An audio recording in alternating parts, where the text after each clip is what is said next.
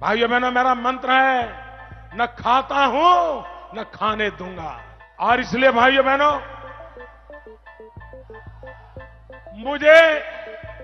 मुझे यहां विकास करना है, मुझे यहां शिक्षा की चिंता करनी है, मुझे यहां किसानों को पानी पहुंचाना है, मुझे यहां किसानों को उनकी फसल पर पूरी कीमत मिले इसका प्रबंध करना है, मुझे नौजवानों को रोजगार देना है। आप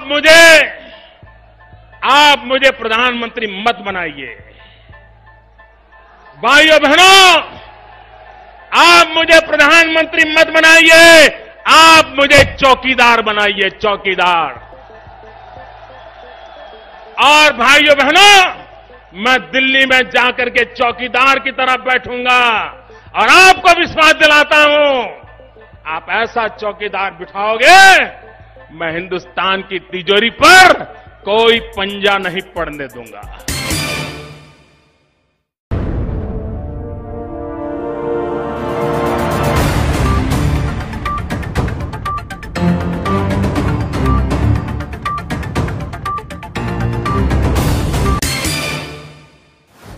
दोस्तों, मैं Faraz Malik prime time show में एक बार फिर से आप सभी का बहुत बहुत स्वागत है। आज के इस प्राइम टाइम के शो में हम बात करेंगे आज दिन भर की छोटी बड़ी खबरों पर। आज की जो बड़ी खबर है वो है किसान आंदोलन से जुड़ी हुई। किसान आंदोलन पर आराम से पूरी चर्चा करेंगे, लेकिन एक नजर पहले आज की सुर्खियों पर डाल लेते हैं। सबसे पहली खबर आ रही है बिहार से। बिहार के अंदर चुनाव होना है और आज चुनाव आयोग ने चुनाव की तारीखों का ऐलान कर दिया है। 3 चरणों में बिहार के अंदर चुनाव कराए जाएंगे। पहला चरण 28 अक्टूबर को होगा, दूसरा चरण 3 नवंबर को और तीसरा चरण 7 नवंबर को होगा। 10 नवंबर को वोटों की गिनती शुरू हो जाएगी। हर बूथ पर सैनिटाइजर की बोतलें रखी जाएंगी, मास्क रखे जाएंगे, सोशल डिस्टेंसिंग के साथ आप लोग वोट डाल सकते हैं। और जो लोग कोरोना संक्रमित हैं वो लोग भी वोट डाल सकते हैं। दिन के आखिरी घंटे में 5 बजे से 6 बजे तक जो कोरोना संक्रमित लोग हैं वो वोटिंग कर सकते हैं। दूसरी खबर है लॉकडाउन को लेकर। जैसा कि मैंने आप लोगों को कल बताया था कि हमारे प्रधानमंत्री नरेंद्र मोदी साहब ने 7 राज्यों के मुख्यमंत्रियों से मीटिंग की थी और उन्होंने कहा था कि आप अपने यहाँ पर जो छोटा छोटा मिनी लॉकडाउन लगा रहे हैं, कहीं पर 2 दिन का, कहीं पर 3 दिन का, तो इस लॉकडाउन से कोरोना काबू में नहीं आएगा, बल्कि ऐसे लॉकडाउन लगाने से हमारे देश की अर्थव्यवस्था पर असर पड़ेगा। लेकिन प्रधानमंत्री नरेंद्र मोदी की ये बात राज्य सरकारें और जिला प्रशासन मानने को तैयार नहीं है। खबर आ रही है राजस्थान के जोधपुर से। आपके सामने पूरी खबर है। कुछ लोग कहते हैं कि आप ये खबर कहां से ले आते हैं लॉकडाउन की। आपके सामने खबर है, हिंदुस्तान लाइव की ये खबर है। 25 सितंबर ऊपर डेट भी लिखी हुई है। मैं जो भी खबरें आप लोगों तक पहुंचाता हूं बिल्कुल कंफर्म और वेरीफाइड खबरें आप लोगों तक पहुंचाता हूं। तो जोधपुर के अंदर 3 दिन का जिला प्रशासन ने लॉकडाउन लगाने का ऐलान कर दिया है। राजस्थान के जोधपुर में अगले 3 दिन तक आज रात 10 बजे से लॉकडाउन शुरू हो जाएगा। जोधपुर शहर और उसके आसपास के तकरीबन 20 गांव में सोमवार सुबह 5 बजे तक लॉकडाउन लगा रहेगा।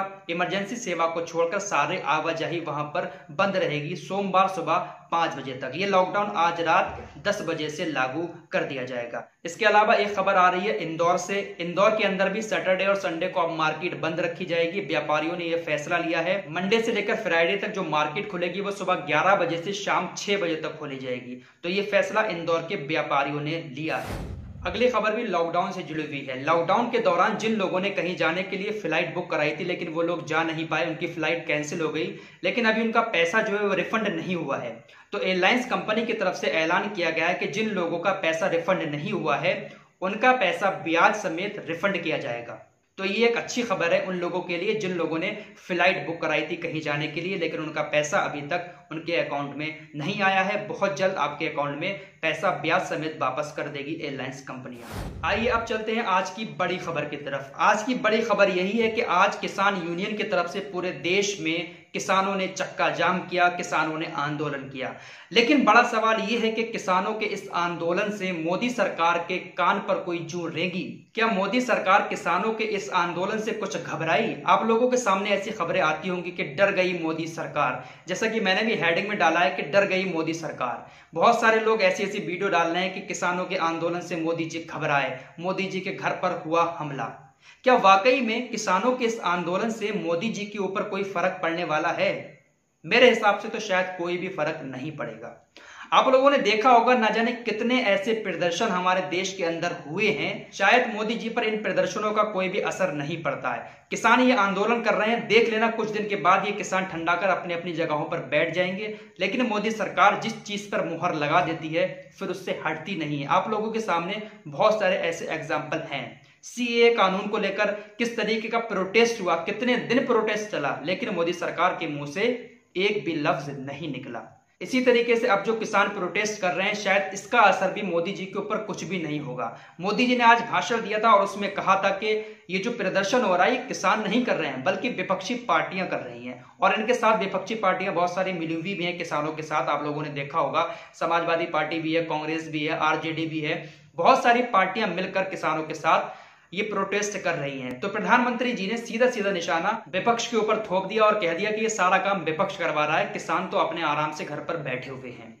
लेकिन खैर कुछ भी हो, आज जो प्रदर्शन हुआ वो बहुत बड़ा प्रदर्शन था। खासकर हरियाणा, पंजाब और बिहार के किसानों ने बहुत ही बड़ा आंदोलन किया। लेकिन सबसे बड़ी बेशर्मी की बात यह रही कि हमारा मीडिया जो था वो रिया चक्रवर्ती की तरह आज दीपिका की कार के पीछे पीछे दौड़ रहा था। आप लोगों को कुछ क्लिप दिखाना चाहता हूं, आप लोगों को भी हंसी आएगी कि आखिर हमारे देश का मीडिया कर क्या रहा है। जहां एक तरफ हमारे देश का किसान अपने हक की लड़ाई लड़ रहा है और मोदी सरकार ने उन पर लाठियां चलवाई। बहुत सारी ऐसी क्लिप्स आई जहां पर किसानों के ऊपर लाठियां बरसाई गई, लेकिन मीडिया पर क्या दिखाया जा रहा था जरा आप लोग एक नजर देख लें। ये सारा टीआरपी का खेल चल रहा है और इसी टीआरपी के खेल में ये लोग बंदर बने हुए हैं। आप लोग जरा ये क्लिप देखें और एंजॉय करें, थोड़ा सा इन्हीं लोगों को देखकर हंस लिया करें, इन्हीं के साथ मनोरंजन कर लिया करें। बारे में जानकारी मिली थी वो यही मिली थी कि दीपिका पादुकोण किस तरह से दीपिका आगे वाली ब्लैक वाली गाड़ी हम उसी के बिल्कुल बगल में वो गाड़ी हम लगाएंगे। और ये देखिए रिपब्लिक भारत इस वक्त दीपिका की गाड़ी के बगल में गाड़ी है। क्या दीपिका आप ड्रग्स लेती है? दीपिका पादुकोण बताइए, क्या आप ड्रग्स लेती है? फिलहाल ये मर्सिडीज गाड़ी जो दीपिका पादुकोण मुंबई लैंड कर चुकी है। आपको तस्वीरें दिखा रहे रकुलप्रीत सिंह क्यों भाग रहे हैं? तो कहीं ना कहीं एक्सक्लूसिव तस्वीरें रिपब्लिक टीवी ने आपको दिखाई। रकुल जो है वो मुंबई पहुंच चुकी है। हमने उनसे पूछा कि वो एनसीपी से क्यों भाग रही है। कई सारे सवाल थे जो रकुल से पूछे, लेकिन उन्हें कुछ जवाब नहीं दिया। सिंह यहाँ पर ये देखिए गाड़ियों का काफिला आप देख रहे हैं, ऐसा लग रहा है कि रकुलप्रीत सिंह इसी में मौजूद है, ऐसा लग रहा है। और गाड़ियों का काफिला आगे आप देख रहे हैं। रकुलप्रीत आ चुकी है। ये सीधी तस्वीरें हम आपको दिखा रहे हैं। और ये देखिए गाड़ी सामने से हम इस समय आपको दिखा रहे हैं। रकुलप्रीत सिंह यहाँ पहुंची, पुलिस। तो देखा आप लोगों ने, ये है हमारे देश की मीडिया का हाल। दोस्तों आप लोग हमें इंस्टाग्राम पर फॉलो करें, इंस्टाग्राम का लिंक डिस्क्रिप्शन में दिया हुआ है। आज की खबर आप लोगों को कैसी लगी कमेंट करके हमें जरूर बताना। अगर कोई पर्सनल बात है आप लोगों की तो आप लोग हमें इंस्टाग्राम पर भेज सकते हैं। मिलते हैं कल एक और नए शो के साथ, एक और नए मुद्दे के साथ। तब तक के लिए आप लोग अपना